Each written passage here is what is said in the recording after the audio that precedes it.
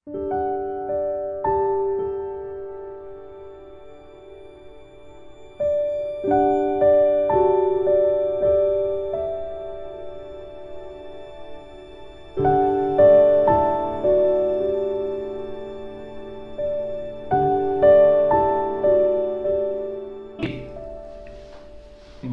एक अजीब सी स्थिति है। गुरु की उपस्थिति में विधि काम करती है, ओशो ने कही कहा, आपने भी सहमति जताई। नहीं तो क्रियाकांड बन जाती है डायनेमिक मेडिटेशन या दूसरी उससे पहले के गुरुओं द्वारा दी गई अन्य विधियां, विपश्यना इत्यादि।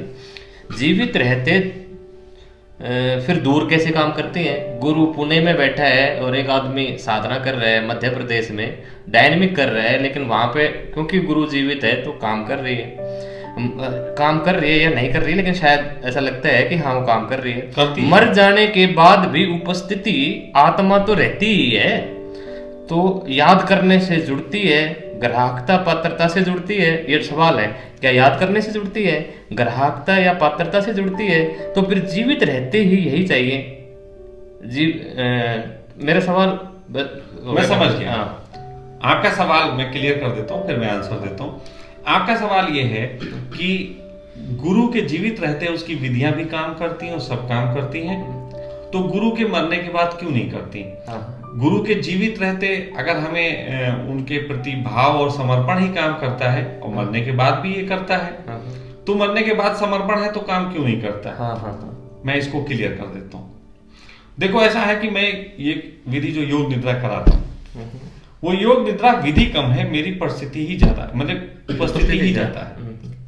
मेरा होने में ही वो काम करती है, और ये सबको अनुभव है जितने भी बच्चे मेरे साथ हैं। जिस समय हम योग निद्रा पे काम करते हैं, फिर वो चाहे यानी मैं अमेरिका में भी लोग बैठे हुए ध्यान करते हैं, मैं उनके साथ एक संबंध स्थापित कर लेता हूँ और वो काम होता है। वो ऐसा ही है जैसे एक ट्रांसफार्मर से तुम तार डाल के अपना काम चला लो, ट्रांसफार्मर के साथ जुड़ के काम करा लो। लेकिन उस जुड़ने के लिए एक पात्रता की जरूरत होती है। जब कोई करना चाहता है तो मैं उसकी कई पात्रताएं देखता हूँ, कुछ पेमेंट्स हैं, कुछ आने की प्रोसेस है, कुछ सब चीजें देखता हूँ। फिर आने के बाद भी मेरे पास लोग ये नहीं है कि आए तो मैं योग निद्रा कराऊं, बाधित बिल्कुल बंधा हुआ नहीं। मैं साफ कहता हूं आपका आना मेरे पास होगा, फिर ये मैं देखूंगा कि आप करने योग्य हो कि नहीं। फिर करने के बाद भी जब यहां से जाते हैं तो मैं उनको कुछ बातें बताता हूं कि ये चीजें आपको इंप्लीमेंट करनी पड़ेगी। ठीक है। उसमें भी जो कमी रख जाते हैं वो भी साथ छोड़ जाते हैं। जैसे कि आप मेरी दुकान पे आए और मोबाइल ले लें, सिम ले लें। अब सिम मेरी कंपनी का है तो वो आपका दूर जाके भी काम करेगा, लेकिन उसमें भी रिचार्ज कराना पड़ता है श्रद्धा का। श्रद्धा का रिचार्ज जरूरी है, और श्रद्धा का रिचार्ज नहीं कराओगे तो सिम होगा, सिग्नल होगा, लेकिन काम बिल्कुल नहीं करेगा। अब रही बात कि मरने के बाद क्यों नहीं काम करता, तो मरने के बाद इसलिए काम नहीं करता क्योंकि मरने तक जितने लोग मुझसे जुड़े होते हैं उन पे मेरी निगाहें होती हैं।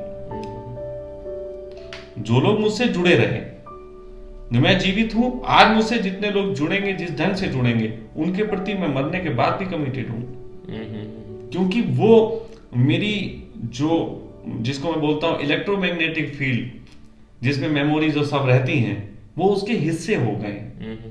तो मैं कितना भी फैल जाऊं ये काम करेंगे, और ये काम 5000 साल बाद भी हो सकता है, जैसे कृष्ण मीरा पे काम कर रहे हैं। लेकिन ये और किसी के काम नहीं आ सकता। कोई मेरी किताब पढ़ के मुझसे प्रेम करने लगे तो काम नहीं आ सकता, क्योंकि वो मेरी दृष्टि से बाहर है। आप समझे मेरी बात को? जैसे आप किसी स्कूल में है तो टीचर की दृष्टि के सामने है, लेकिन आप उसकी दृष्टि से दूर रह के अगर हैं तो भले ही आप किताब वो पढ़ें, लेकिन आपको सब कुछ मिल जाएगा, गुरु की दृष्टि नहीं मिलेगी। तो गुरु की दृष्टि एक चीज है जो जीवित रह के बनती है। ओशो ने जो कहा कि मेरे जाने के बाद व्हाइट रोब के माध्यम से जो वो देखे गए हैं, मैंने उस पर पूरा वीडियो बोला है, आप सुनिए कि व्हाइट रोब पे मेरा क्या कंसेप्ट है। उसमें यही है कि ओशो उनके काम आएंगे जो लोग उस तरीके का कैलिबर रखते हैं, और इतने समय तक ऐसे ऐसे काम आएंगे जो उनके साथ रहें।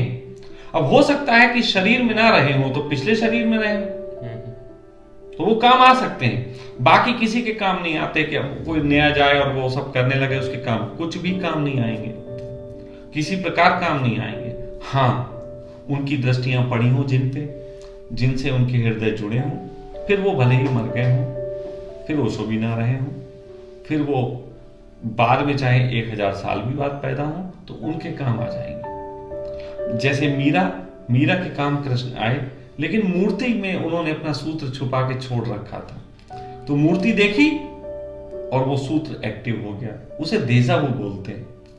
उसी तरीके से चीजें होती हैं। ये चीज मेरे साथ भी है। मैं जिस योग निद्रा को खड़ी कर रहा हूं, इनसे जो व्यक्ति गुजरेंगे वो मेरी दृष्टि में गुजरेंगे, और मेरी दृष्टि में अगर गुजर लिए तो वो उन पे काम चलता रहेगा, चाहे वो मेरे मरने के बाद भी चलता रहे। लेकिन जो मेरे बाद में अब सोचेंगे कि कोई विधि छोड़ जाए, मैं तो इसीलिए कोई विधि भी नहीं देता। मेरे पास इतने लोग आके यहां करके जा चुके हैं, एक बता दे कि विधि क्या है। विधि है ही नहीं कोई।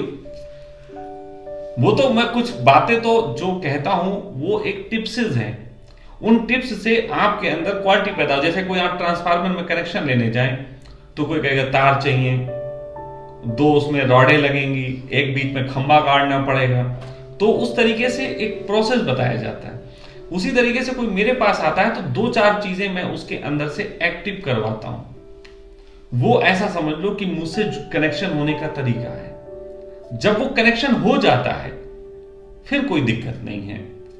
फिर वो दिक्कत नहीं है तब तक जब तक वो रिचार्ज कराता रहेगा। उसने रिचार्ज कराना छोड़ा तो गया। बहुत से लोग ऐसे हैं जिनका अपनी श्रद्धा गिरी तो वो गिर जाते हैं, उसमें मैं कुछ नहीं कर सकता। मैं कोई ऐसी चीज नहीं तुमको दे रहा जो अपने आप ही काम करती रहेगी। क्योंकि साधना का मतलब ये होता है जिसमें मैं अपने को साधता हूं। आप जो भी मुझसे जुड़ रहा है वो साधक है। मेरा देना काम है, मैं दूंगा, लेकिन उसको भी तो अपनी पात्रता निर्मित करनी पड़ेगी। और अगर बिना पात्रता के ही मैं दे सकता, फिर उसको क्यों, फिर तो मैं सबको दे दूं। तो देने का काम अगर मेरा है तो पात्रता निर्मित करने का काम दूसरे का है। दोनों तरफ से काम होता है। इसी के संदर्भ में, उपस्थिति के संदर्भ में मुझे सर्वाधिक हैरानी करने वाली बात सामने आई। पूर्णानंद भारती के आश्रम में मैं एक अत्यंत सुंदर सौम्य 65 वर्षीय साधक से मिला, जो कि जर्मनी से थे, भारत से थे लेकिन जर्मनी में रहते हैं, जो ओशो के साथ जिसने लंबा जीवन व्यतीत किया। और वो कहते थे कि मैं गरीब था, मेरे पास सामर्थ्य नहीं था कि मैं अमेरिका में जाऊं, रजनीशपुरम में, लेकिन मैं कुछ चुने हुए लोगों में से था जिसने ओशो को चुना था कि आप मेरे साथ आएंगे, आप मेरे साथ आएंगे। मुझे भी चुना गया था और मैं ओशो के साथ रजनीशपुरम में रहा, भारत में भी रहा। और जब ओशो के साथ मैं रहता था तो इतना जबरदस्त ऊर्जा क्षेत्र था ओशो का कि उस ऊर्जा में मैं बहा। और वो कहते कि और जोर लगाओ तो हम और जोर लगाते, वो कहते मर जाओ तो हम एकदम मर जाते, वो जो कहते हम वो करते। उसके दिन रात प्रवचन सुनते, इतना गहरा प्रेम, इतनी सारी बातें। हैरानी की बात ये थी कि मेरी यात्रा कुछ नहीं हुई। ओशो गए 1990 में, यहाँ से चले गए और मुझे 15 साल लग गए। आज मैं पूर्णानंद भारती के पास आता हूँ और आप यकीन मानिए, जानकर आपको शायद हैरानी हो, लेकिन ये मुझे स्पष्ट दिखाई पड़ती है कि मेरी यात्रा कॉन्शियस रूप से अब शुरू हुई है कुछ सालों से।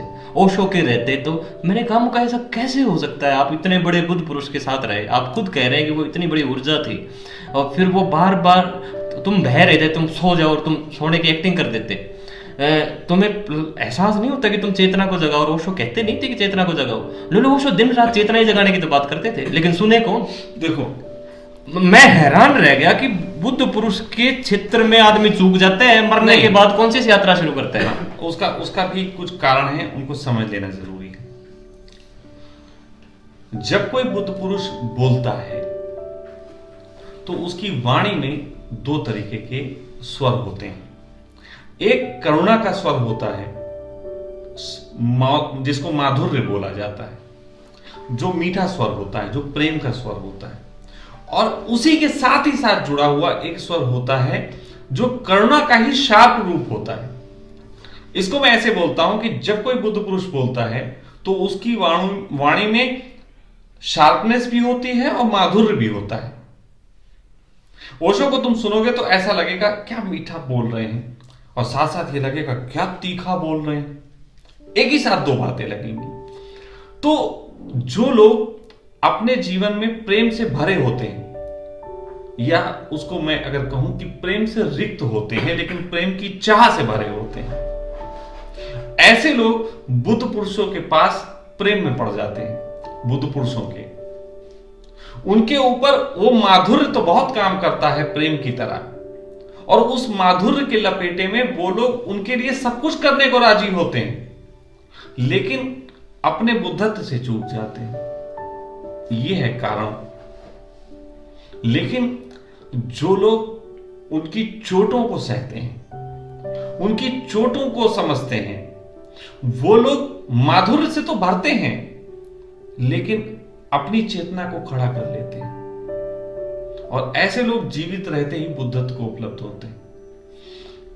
ऐसे लोगों में एक नाम मैं बताना चाहूंगा, और वो नाम है योग चिन्मय का। योग चिन्मय वो व्यक्ति हैं ओशो के, जो उनके साथ रहते ही प्रेम में भी पड़े और उनकी बुद्धि से भी गुजरे और बुद्धत्व को उपलब्ध हुए।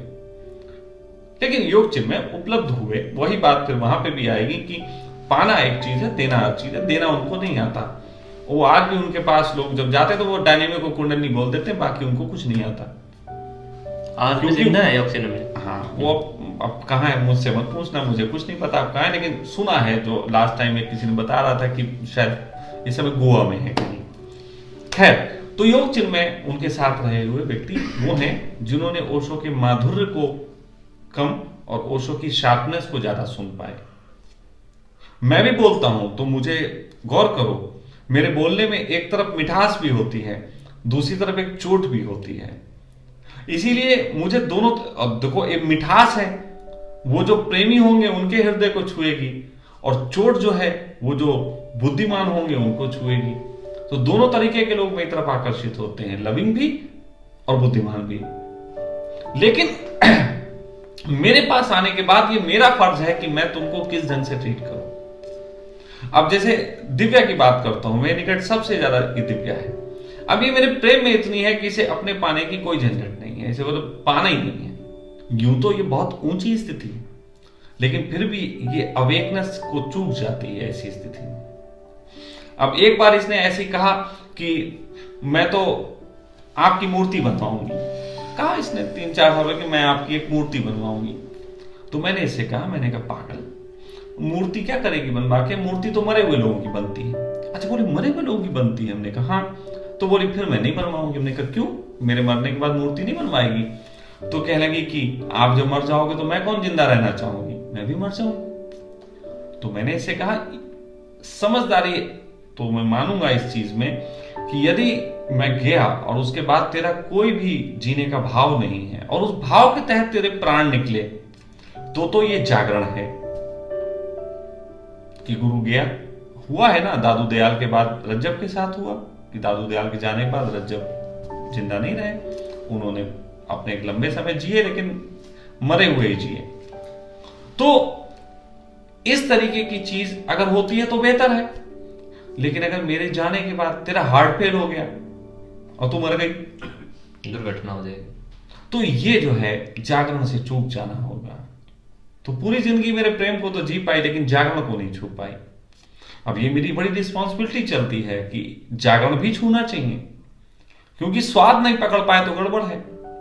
मैं तो, मेरे पास बच्चे बैठे हैं, आप इन लोगों से पूछो कभी कि मेरी पूरी कोशिश रहती है कि ये कहीं कॉपी पेस्ट ना कर लें, और मेरी पूरी कोशिश रहती है कि कहीं ये मेरे प्रेम में इतने ना पड़ जाएं कि ये जागरण को चूक जाएं।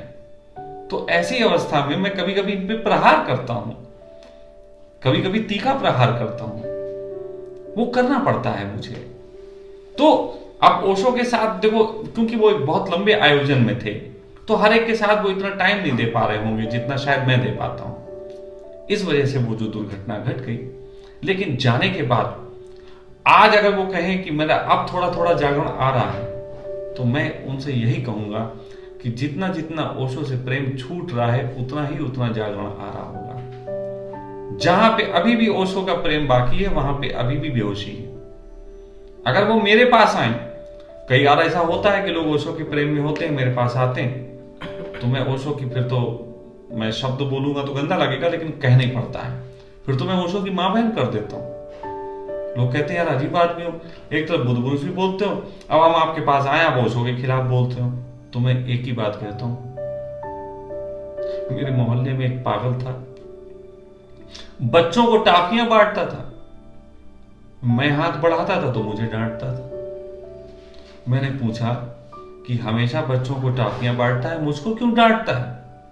तो कहने लगा इलाके में एक ही रहेगा, मैं तो तू रह ले, हमें रह लूं। तो बात यह है कि तुम म्यान जैसे हो, मैं तलवार जैसा हूं। ओशो तलवार जैसे हैं, लेकिन तुम्हारी म्यान में एक ही तलवार अच्छी लगेगी। अगर 2 तलवारें डाली तो म्यान फट जाएगी। मैं तो बिल्कुल स्पष्ट हूं। अगर मेरे पास कोई ओशो प्रेमी आता है, आए, स्वागत है, लेकिन जहां जूते उतारता है वहां ओशो को भी उतार दे। इतना आसान है मामला? आसान है, कुछ लोग हैं ऐसे जिनके लिए इतना आसान हो पाया। या दूसरे ढंग से कह सकता हूं कि अगर मेरा रंग तुम पे सही से चढ़ा तो वो उतर जाएगा, धीरे धीरे समझ में आएगा। लेकिन वो कहानी थोड़ा लंबी चलेगी, फिर 2-4 साल लंबी चलेगी। तो किसी किसी को पात्रता देखता हूं, कोई कोई जब प्रेम में पड़ता है तो कहानी लंबी चलती, धीरे धीरे कपड़े उतारता हूं, फाड़ता हूं, धीरे धीरे नंगा करता हूं। लेकिन जहां पे ओशो को उतारता हूं वहां मैं खुद को भी उतारता हूं। वहां मैं मेरे संबंध में भी जो धारणाएं बैठा ली जाती हैं उनको गिराता हूं। या जहां पे प्रेम कम किया जाता है वहां प्रेम भी कभी कभी बढ़ाना पड़ता है। कोई कोई लोग मुझे केवल बुद्धिगत ले लेते हैं तो उनमें प्रेम का भी अंश डालना पड़ता है। वो एक बड़ी कला है, वो एक बड़ा जिम्मेदारी वाला काम है मेरा। लेकिन कोशिश कर रहा हूं, अपनी कोशिश भी करना मेरा काम है। तो उन स्वामी जी के साथ जो चीज घटती है वो इसीलिए घटती है कि वो बहुत अधिक प्रेम में है, लेकिन ओशो के वो उस तत्व को नहीं छू पाए क्योंकि प्रेम अधिक कर लिया।